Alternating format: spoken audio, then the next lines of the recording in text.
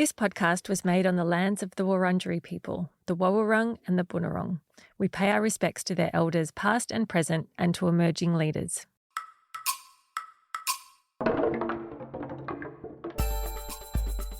From the University of Melbourne School of Psychological Sciences, this is PsychTalks.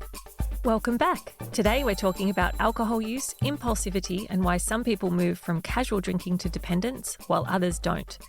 We sometimes think of addiction as a matter of self-control or willpower, but what if the story is more about how we respond to reward, learn from consequences, and think about the future?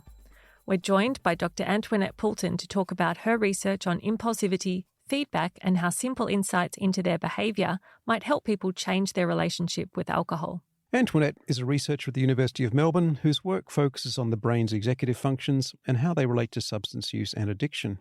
Her research explores why some people are more vulnerable to developing problematic alcohol use and how real-time feedback and digital tools can support behaviour change. Her work spans experiments, digital and pharmacological interventions, and app-based studies that track people's cognition and behaviour in everyday life. Antoinette, welcome to PsychTalks. So let's start with how you got into research in this area. Was it a straight path or a winding one? Well, thanks so much for having me on PsychTalks. My research journey has been an incredibly winding path, in fact. I started my professional career in teaching. When I first started teaching in Australia, I was teaching English language to new arrivals, to migrants, to refugees, and also to international students. And then I spent some time teaching abroad. I worked in mainstream secondary schools supporting young people with learning difficulties. Basically, I was helping them access the mainstream curriculum and respond to it. Then I had this extraordinary teaching experience in Spain.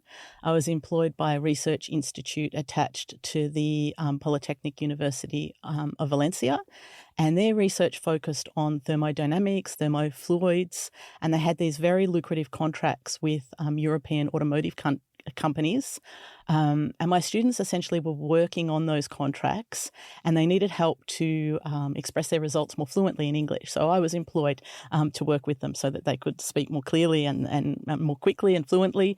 But they were all PhD students in engineering, physics and maths. And during this time, I witnessed a very different attitude to drugs than I had seen as a young person in Australia. My students were very high achieving, high performing individuals. Many had already won very prestigious national awards in their field, but they were nonetheless engaging in, at least by Australian standards, a fairly serious recreational drug use. It wasn't uncommon for them to turn up on a Monday morning and to tell me about how they'd been high on this or that across the weekend, but they'd front up to work on Monday, perfectly functional. They'd engage in highly technical work successfully. And yeah, it was a little bit unusual. I'd not witnessed that before in Australia. And in general, really, in Spain, the people I interacted with had a very relaxed attitude to drug taking. There was less stigma and certainly around recreational drug use anyway. So early on, when I was still thinking my career would be in teaching, I was developing this curiosity around different attitudes to drugs and what constituted addiction. When I returned to Australia after about 5 years, I actually continued teaching. And again, I was supporting young people in mainstream schools with learning issues. But after a while, I started to get very bored, very restless. And I thought, well, a way to combat that would be to do some psychology subjects. I thought maybe I could look at the neurobiology underpinning some of the disorders I saw in my students. So I started taking some undergraduate psychology subjects and basically I got hooked very quickly. Within 6 months, I'd quit school or quit work as a teacher and I'd come to the University of Melbourne. I was doing the graduate diploma in psychology. And during that time, it was sort of during third year subjects that I encountered Professor Rob Hester, and he was doing a series of lectures on addiction and what constituted addiction. And I got very, very interested. It recalled my experiences in Spain. And so really from that point on, one thing led to another very quickly. I did my fourth year with Rob as supervisor and then undertook a PhD a couple of years later, also with Rob as supervisor. So a lot of your recent research is about drinking and especially what you call hazardous alcohol use. So it'd be interesting just to talk about what you define hazardous use. Is it a binge on the weekend? Is it a clinical addiction? Is it something else? Is it different here than in Spain?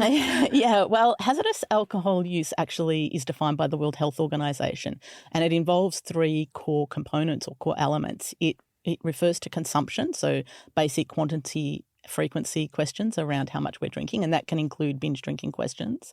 It also includes symptoms of dependence. So, for instance, struggling to stop drinking once you've started, functional difficulties that we might experience that I didn't see in Spain, and alcohol-related problems like guilt, blackout, if someone's perhaps alerted you to their concerns about your drinking. So it's essentially, hazardous alcohol use is essentially a pattern of behaviour that increases an individual's risk for physical or psychological harm, even if you don't actually yet see those consequences. They may emerge later. And it's linked to an increased risk of acute injuries like falls or car accidents or being the perpetrator or victim of violence, greater likelihood of developing chronic illness like liver disease or other cancers related to alcohol. And critically, this type of alcohol use renders people much more vulnerable for developing alcohol use disorders or dependence. So hazardous use is different to addiction, but it can be considered, at least for some people, a bit of a precursor to the development of alcohol use disorder. Now, in Australia, we assess consumption using national drinking guidelines, which currently state that anyone who drinks more than 10 standard drinks a week or 4 drinks in one day is at greater risk of harm. But the guidelines do emphasise that actually there's no level of drinking that's completely safe. Recent national surveys in Australia, so these are surveys conducted by the Australian Institute of Health and Welfare, and we've got a big national survey that comes out every 2 to 3 years, the National Drug Strategy Household Survey, that shows that about 1 in 3 Australians are drinking above those Australian guidelines. And if we look at the group of people under the age of 25, it's about 40% exceed those guidelines. And there's been some recent news about kids or young people these days drinking less. So is hazardous drinking in Australia a bigger problem for younger people than perhaps we're seeing in the news? It's true that younger people on average are drinking less, but it's the same amount of alcohol. So there are still this group, this sub-cohort of young people who are keeping the amount of drinking elevated. I think just recently, yesterday or the day before actually, some results came out about the biggest group of drinkers are now men in their middle age. It's definitely true that we see that group at the moment engaging in greater frequency and quantity of drinking. But yeah, generally drinking is done by the sort of hazardous drinking or drinking above guidelines is done by a relatively small number of people, but they're drinking a lot. And that's certainly the case for younger people. And causing some harmful consequences, That's I imagine. Right. Yeah. I'll have to look out for that when I enter middle age. So one idea that's really front and centre in your scientific work, Antoinette, is this idea of impulsivity. So what do you mean by that? So broadly, we can think about impulsivity as acting on the spur of the moment or acting quickly, perhaps too quickly without thinking things through or thinking about consequences. In the research arena, impulsivity is understood to be multidimensional, and there are 2 aspects that are particularly relevant in the area of addiction or addiction research. That's impulsive decision-making and response inhibition. Impulsive decision-making refers to that tendency some of us have to favour immediate rewards regardless of what the outcome. And if we put that another way, that's sensitivity to proximate or close reward and insensitivity to the delayed consequences. And we're exhibiting this type of impulsivity when we choose to keep drinking because it feels good rather than to consider how it might impact our ability to perform at our job tomorrow or how it might affect our long-term health. Response inhibition, by contrast, is thought of as self-control. It's our ability to think through the consequences and to inhibit or stop ourselves from drinking in the moment. Got it. So a combination of sort of rushing into things too quickly without thinking about long-term consequences and not resisting or delaying gratification. Exactly. That's exactly right. And the theory suggests that impulsivity will emerge when there's an imbalance between those 2 aspects of the impulsive decision-making versus the inhibitory control processes. It reminds me of another episode we've got this season with Daniel Bennett around gambling. And I guess gambling goes hand in hand with alcohol use, both in kind of behaviours but also this impulsivity. Absolutely. Can you tell us a little bit about the brain processes or the mental functions that are responsible for impulsivity? Yeah, sure. So impulsive decision making is thought to be mediated by reward-sensitive dopamine-rich midbrain areas. And we're talking about several areas here. People have probably heard of the amygdala, which processes emotion and biases decision-making toward emotionally charged immediate responses. We're talking about the insula as well, which is linked to craving, that sort of feeling we must have it now. The ventral striatum is also involved, which is a key area for reward processing and risk-taking. Response inhibition, by contrast, is underpinned by more top-down processes. So it falls under the overarching umbrella of executive function. And inhibition, in fact, is a core element of executive function. Our executive functions are those higher order skills that enable us to plan, to organise, to enact self-control, to keep things in mind, our working memory, to shift attention, to adjust our behaviour in response to changing circumstances. And these functions are mediated by the prefrontal cortex. Response inhibition in particular is supported by the dorsolateral prefrontal cortex, and that's an area where we hold long-term goals in mind, such as I need to stay sober.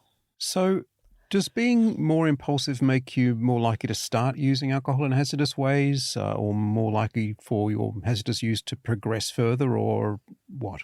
Yeah, well, this is really interesting because there is quite a raft of evidence that suggests pre-existing impulsivity renders individuals more vulnerable for problems with alcohol and or drugs.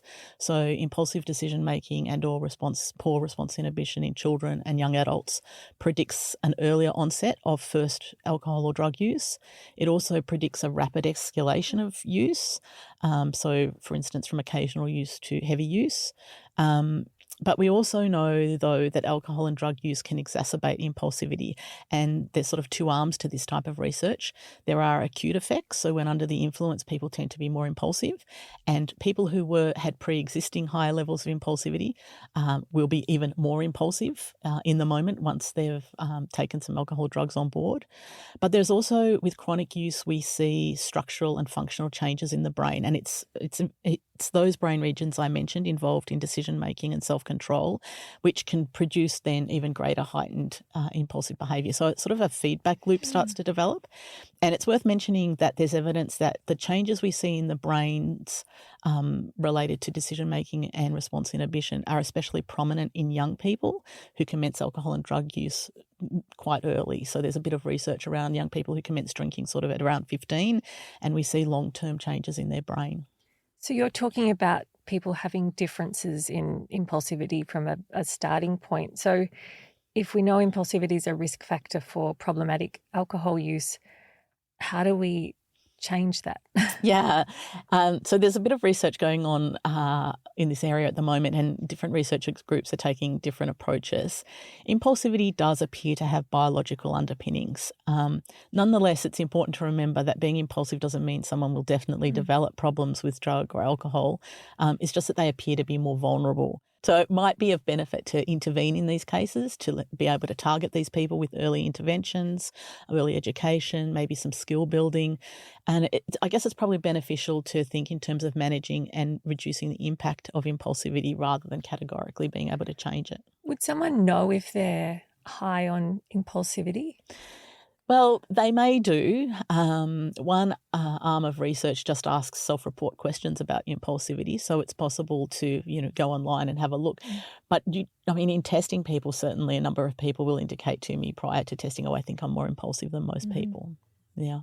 Yeah, it's so interesting because when you think about impulsiveness from a personality perspective, it just suggests this is something that you have or something that you are, and you're not really going to change it very much. So what do you do about it? But I think what's interesting about your work is you're thinking about impulsiveness as something that you can not necessarily overcome, but there are clever tricks that you can get around it, if you like, or offer a more optimistic, if you like, stance towards recovery. So one thing that you've done in your work, which I think is fascinating, is this idea that simply giving people feedback about their drinking can result in reductions in hazardous alcohol use. So can you explain what you've done on this topic? Yeah, absolutely. So we've conducted 2 studies now with 2 different samples, and the results have shown that if we provide people with personalised information about their drinking, about their level of impulsivity and how impulsivity is implicated in hazardous alcohol use, they appear to reduce their drinking.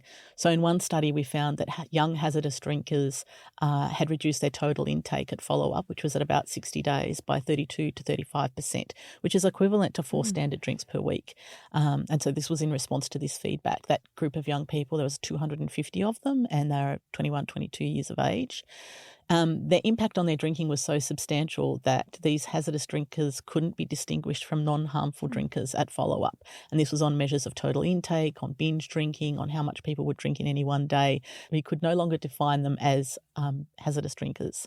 We've recently replicated this study in a larger multi-part study, which is about to come out in JMIR.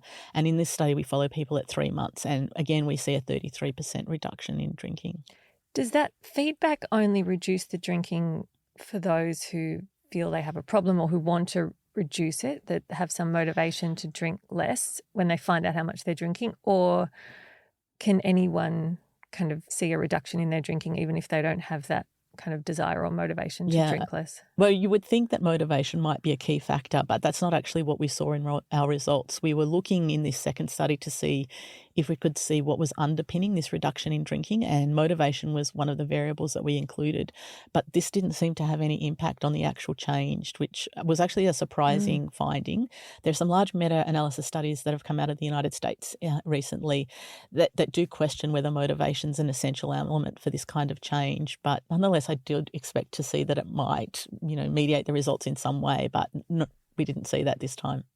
It's sort of astonishing that just giving feedback, even without motivation, could make such an impact on behaviour change. And without wanting to get too controversial, this idea that you don't have to delve into people's childhoods or make them commit to something or appeal to a higher power, they're simply giving some accurate knowledge about what people are doing could have an effect. It also presumably goes against a lot of what some people believe about a sort of a brain disease model of alcohol. Again, I don't want to be too controversial here, but if this was something that you couldn't change, and yet your research is showing that a bit of factual information can lead to significant change, that's astonishing. Well, I mean, it is really astonishing. At least it's the case for young hazardous drinking. We have to be a little bit circumspect, I suppose. We need to build on these findings to see if this type of personalised feedback has the same impact in the wider community or other cohorts, whether, for example, our men in middle age will react in the same way to this type of feedback is yet to be seen. But yeah, that's coming work. But it's also fascinating. A lot of the models of behaviour change have motivation as a core kind of feature to dial up or dial down in terms of encouraging a behaviour change.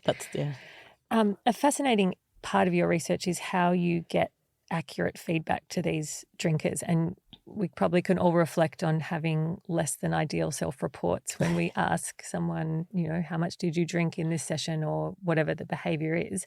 So how did you develop ways to assess drinking in a real-time, more accurate way than just asking someone on Monday how much they drank on the weekend?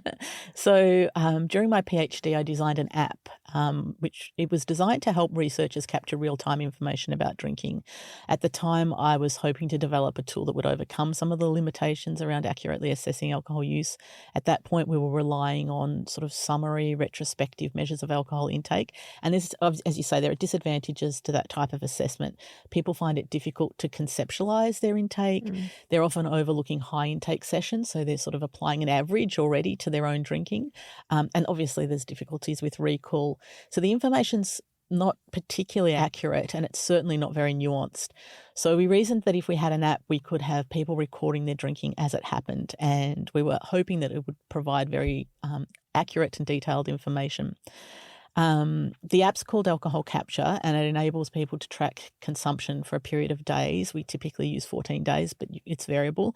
They get notifications to input data a couple of times a day, but they can also open the app at any time and put information in.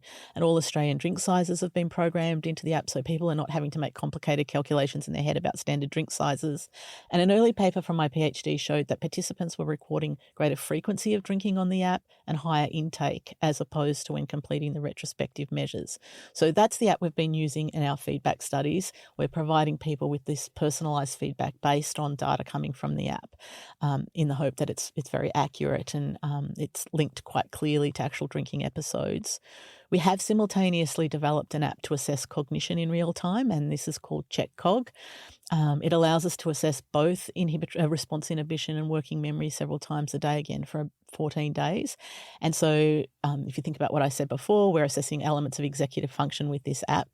And just this week, in fact, a colleague of mine, Dr. Giselle Darley, has found that day-to-day fluctuations in cognition assessed via this app predicts drinking that day. So this is great because this is opening up the door for us to give just-in-time feedback where we can potentially tell people about their impulsivity in real time on the day in the hope that it influences drinking later that day. And just on that, I think people wouldn't necessarily be surprised to think that drinking might impact cognition or performance on cognitive tasks. But what you're saying is that it's the other way as well. So absolutely. If your cognition is declining, you are then more likely to engage in drinking. Yeah. So she's found differences in cognition sort of measured across the 2 time points in the day are predicting that drinking on the day. Yeah. And what sort of cognitive tasks are these, just so people can imagine what?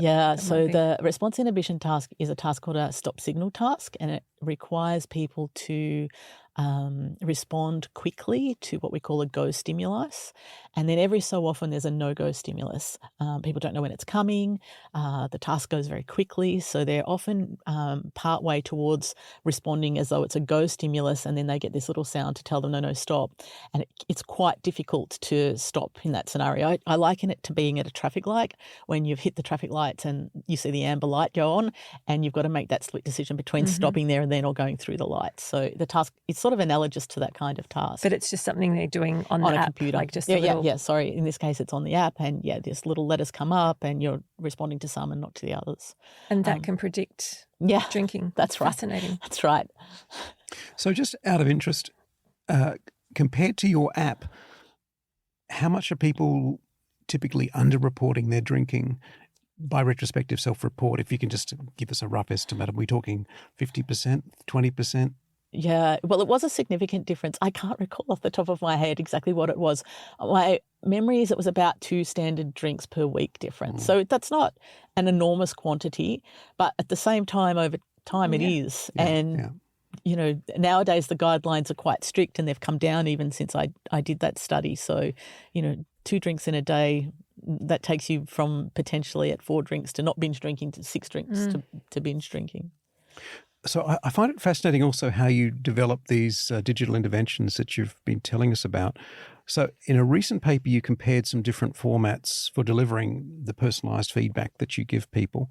And I think you had some formats that were based on text or images and some that were designed by researchers, and I think one that was co-designed by researchers and users, I should say.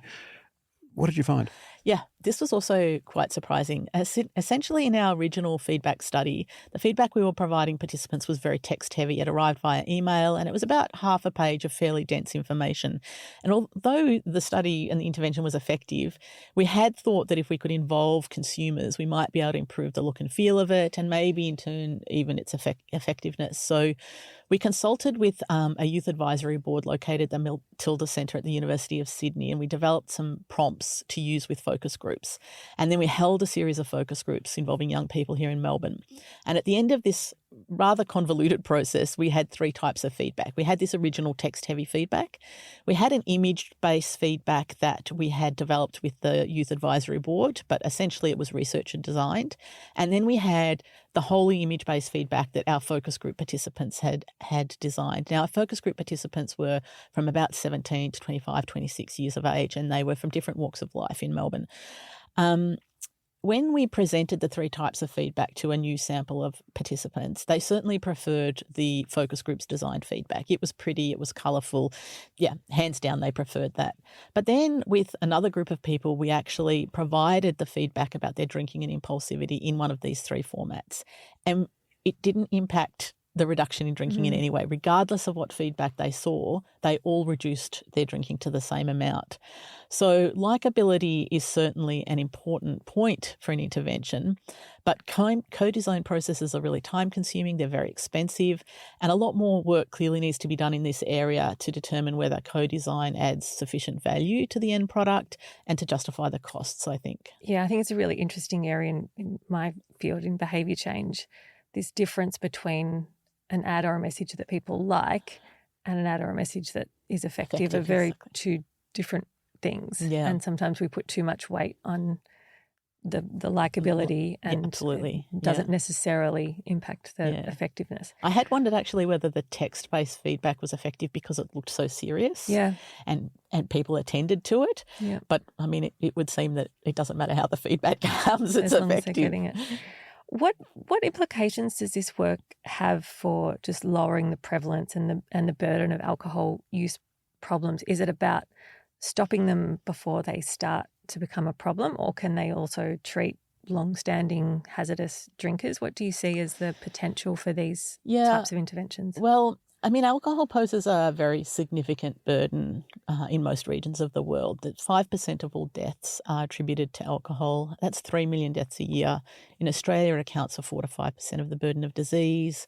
There's 4 to 4,500 people dying each year due to alcohol-related issues and 150,000 hospital admissions. So the burden is enormous. It exceeds $66 billion. So undoubtedly, there's a constellation of factors involved in hazardous alcohol use and the transition to alcohol use disorder. Impulsivity is just one of these factors.